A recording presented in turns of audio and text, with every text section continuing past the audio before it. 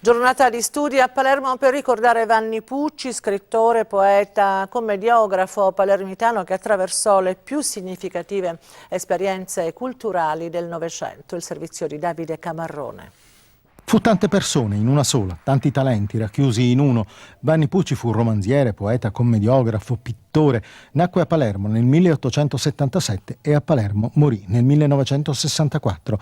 Il Novecento, anch'esso, fu un tempo plurale, fatto di secoli differenti, fine di un tempo e inizio di un altro. Quando pubblicò il suo primo libro di poesie, Pucci aveva 26 anni. Amori Dissi si chiamava e riscosse notevoli successi di critica. Poi altri racconti e sonetti in vernacolo. Palermo era una città colta e animata di voci differenti. E da Palermo Pucci scrisse per numerose compagnie teatrali testi di successo rappresentati per anni. E fra gli attori sono da annoverarsi De Filippo, Turiferro e tra i registi nel 1969 Andrea Camilleri. Per lui nella Sala Magna dello Steri, nella sede dell'Università di Palermo, una giornata di studi fra storici, critici ed eredi.